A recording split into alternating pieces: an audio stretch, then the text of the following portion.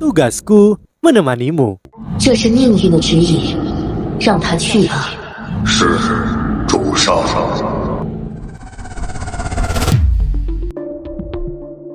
Halo semua, kembali bersama Miminata di sini. Kali ini kita akan menyelam dalam alur cerita novel Solen 3, The Legend of the Dragon King. Sebelum masuk ke dalam cerita, Mimin ingatkan jangan lupa like, comment, and subscribe. Tanpa berlama-lama, Solen 3, The Legend of the Dragon King. Mari kita mulai. Seseorang harus menggunakan palu pandai besi seberat 50 kg untuk ujian. Alat uji kekuatan akan secara otomatis mengurangi gaya berlebih yang diperoleh dari berat palu. Sejak Tang Wulin tiba di bengkel Mang Tian, dia diminta untuk menguji kekuatannya setiap tahun. Pertama kali dia menguji kekuatannya, dia bisa menghasilkan gaya 70 kg. Saat itu dia baru berusia 7 tahun. Ketika dia berumur 8 tahun, ia meningkat menjadi 100 kg. Meskipun mampu menghasilkan kekuatan ini, sebagian besar karena dia terus-menerus mengayunkan palu sebagai bagian dari pekerjaannya, tetap harus dikatakan bahwa menghasilkan kekuatan seperti itu sangat mengejutkan. Dia belum menguji kekuatannya pada usia 9 tahun, oleh karena itu hari ini adalah hari yang tepat untuk melakukannya. Tang Wulin menarik nafas dalam-dalam, tiba-tiba mengayunkan palu tempa dengan kekuatan dari seluruh tubuhnya. Pada saat itu ketika dia mengerahkan seluruh kekuatannya, dia merasakan gelombang kehangatan mengalir dari tulang ekornya. Dalam sekejap, kehangatan itu menyebar ke seluruh tulang punggungnya. Palu itu mengeluarkan suara yang menusuk telinga saat dia mengayunkannya, menghancurkan piring dengan kejam. Merkuri indikator di dalam pilar melonjak dalam sekejap. Suara yang jelas terdengar di telinga Tang Wulin dan Mang Tian memberi mereka tinnitus sesaat. Mang Tian menyipitkan matanya seolah-olah memastikan bahwa apa yang dilihatnya di hadapannya adalah kebenaran. Saat ini layarnya mengungkapkan angka. Sebuah suara elektronik dengan dingin menyatakan tenaga yang mencolok 483 kg. Tang Wulin dan Mang Tian hanya bisa berdiri di sana dengan bodohnya karena keterkejutan. Ketika dia mengikuti tes tahun sebelumnya, Tang Wulin sudah bisa mengejutkan Mang Tian ketika lengan kanannya mengerahkan kekuatan 200 kg, tapi sekarang jumlah ini sudah melebihi kakak Long yang sudah dewasa. Dalam waktu yang singkat, kekuatannya secara mengejutkan meningkat secara dramatis lagi. Selain itu hanya lengan kirinya. Seorang anak berusia 9 tahun sebenarnya mampu mengerahkan hampir 500 kg kekuatan dengan satu tangan. Itu benar-benar harus menjadi kekuatan ilahi bawaan. Mang Tian melakukan yang terbaik untuk menahan emosinya saat dia berkata, "Coba tangan kananmu." Tang Wulin segera mengganti dengan tangan kanannya. Itu segera dilepaskan, kilatan cahaya keemasan muncul di kedalaman matanya yang paling dalam. Dia memutar tubuhnya lagi, lalu mengayunkan lengannya. Sekali lagi, perasaan hangat mulai mengalir dari tulang punggungnya. Kali ini, palu itu melonglong di udara dengan keganasan yang bahkan lebih menusuk telinga, menyebabkan serangkaian ledakan terdengar di udara. Seluruh ruangan sedikit bergetar karena kekuatannya. Kali ini Mang Tian harus menutupi telinganya untuk melindungi dirinya dari dering itu. Ruangan terus bergetar karena benturan. Suara dari mesin bergema. Tenaga yang luar biasa, 543 kg. Apa? 543 kg? Dia telah menembus 500 kg. Mang Tian sangat tercengang. Mang Tian sekali lagi bingung. Meskipun dia sudah menduga kekuatan bocah itu meningkat tidak sedikit, namun dia pasti tidak mengira itu akan meningkat dengan sangat tajam. Pada usia 9 tahun, kedua lengannya memiliki kekuatan gabungan lebih dari 1000 kg. Keberadaannya sudah bisa dianggap sebagai monster kecil.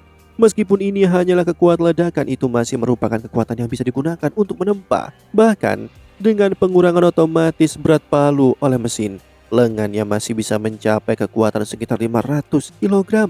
Bahkan Grandmaster Jiwa, sistem kekuatan, tidak akan memiliki kekuatan seperti itu.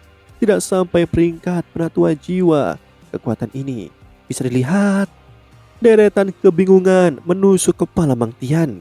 Dia memiliki kekuatan ilahi bawaan semacam ini, tapi mengapa jiwa bela dirinya rumput biru perak? Seharusnya itu adalah jiwa bela dari tipe kekuatan. Jika jiwa bela dirinya adalah palu, maka dia benar-benar akan menjadi jenius. Dia benar-benar akan menjadi monster. Tang Wulin juga dikejutkan oleh kekuatannya sendiri. Bahkan jika dia tidak memahami pentingnya kekuatan 500 kg, dia masih mengerti dengan jelas betapa menakutkannya jenis kekuatan ini bagi seseorang yang hanya memiliki satu cincin roh sedikit yang bisa dibandingkan dengan kekuatannya bahkan jika mereka menggunakan keterampilan jiwa. Guru, bisakah aku benar-benar mempelajari 1000 pemurnian? Dia bertanya dengan sangat ragu-ragu. Mang Tian bangun dari kelinglungannya dan mengangguk. Aku tidak menyangka kekuatanmu benar-benar mencapai level seperti ini. Ayo pergi ke ruang tempamu. Setelah kembali ke ruang tempat Tang Wulin, Mang Tian mengeluarkan sebongkah logam putih keperakan. Aku sudah mengajarimu jenis logam apa yang bisa menjalani 1000 pemurnian. Ini adalah sepotong perak berat. Keuletannya luar biasa dan memiliki sifat transfer kekuatan jiwa yang sangat baik. Hanya 1000 pemurnian yang dapat mengeluarkan potensi penuh dari kelas logam ini. Ambil dan gunakan untuk mencoba 1000 pemurnian pertamamu. Yang disebut sebagai 1000 pemurnian tidak sesederhana hanya menumbuk logam 1000 kali. Sebaliknya, kotoran logam harus dihilangkan dengan penempaan terus-menerus sehingga meningkatkan kepadatannya juga. Efek terpenting dari 1000 pemurnian adalah pemurnian itu sendiri. Itu hanya bisa disebut 1000 pemurnian jika logamnya disempurnakan dan ditingkatkan. Kamu harus terlebih dahulu membuat logam itu menjalani 1000 pemurnian sebelum kamu menggunakan teknik lain untuk membentuknya. Hasilnya nilai apapun yang dibuat dengan 1000 pemurnian akan lebih tinggi daripada 100 pemurnian. Hanya setelah kamu mencapai keterampilan menggunakan 1000 pemurnian, barulah kamu bisa dianggap sebagai pandai besi sejati. Tang Wulin tidak tahu bahwa untuk 90% pandai besi, tingkat yang dibicarakan Mang Tian adalah mimpi yang tidak mungkin tercapai. 1000 pemurnian membutuhkan lebih dari sekedar kekuatan. Yang benar-benar penting adalah pemahaman terutama yang berhubungan dengan metal. Tang Wulin telah belajar keras selama 3 tahun. Hanya sekarang ditambah dengan kekuatan ilahi bawaannya. Apakah dia akhirnya memiliki kualifikasi untuk mencoba 1000 pemurnian? Tang Wulin segera bertanya, Guru, teknik apa yang dibutuhkan saat melakukan 1000 perbaikan atau pemurnian? Mang Tian menggelengkan kepalanya. Tidak ada teknik yang bisa aku ajarkan padamu. Satu-satunya hal yang dapat aku katakan kepadamu adalah bahwa ketika kamu menempa, kamu harus memperlakukan logam itu seolah-olah itu adalah organisme hidup. Kamu harus memikirkan cara untuk berkomunikasi dengan logam saat kamu menempanya. Hanya dengan komunikasi yang sempurna kamu dapat memperoleh persetujuannya. Temukan rahasianya, uratnya. 1000 pemurnian juga disebut penempaan pikiran. Setiap gaya pandai besi dalam melakukan 1000 pemurnian berbeda. Mereka semua memiliki ciri khas masing-masing. Gunakan hatimu untuk menempa. Pergi dan coba pahami kata-kataku. Baiklah guru. Tang Wulin mengangguk. Dia awalnya berpikir bahwa Mang Tian setidaknya akan memberikannya demonstrasi, tetapi tampaknya gurunya memiliki ide yang sangat berbeda. Sebaliknya dia meninggalkan Tang Wulin untuk mempelajarinya sendiri. Dia segera meletakkan perak berat di dalam tungku meja tempat dan mulai memanaskannya. Itu berukuran 30 cm persegi. Itu memancarkan cahaya perak lembut. Ketika memasuki tungku tempat, Tang Wulin mulai mengingat kembali pengenalan perak berat yang diberikan Mang Tian kepadanya sebelumnya. Perak berat adalah logam yang tidak biasa yang hanya dapat ditemukan di dasar laut dengan kedalaman melebihi 1 km. Itu luar biasa keras dan memiliki keuletan yang luar biasa di bawah suhu tinggi.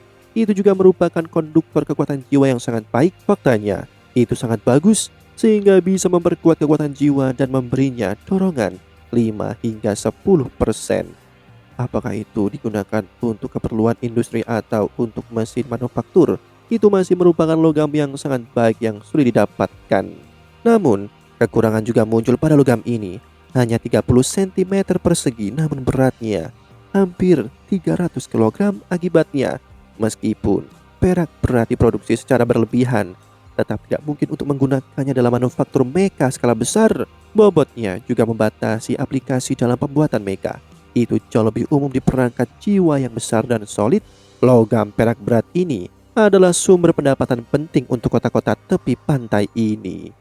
Meskipun perak berat itu keras, tapi masih melunak di bawah panas terik tungku, menjadi jauh lebih luntur. Hanya ketika perak berat dalam kondisi ini itu akan cocok untuk ditempa. Tang Wulin mengeluarkan perak berat, dia kemudian mencengkram palu tung setelah 1000 pemurnian dan memfokuskan pandangannya.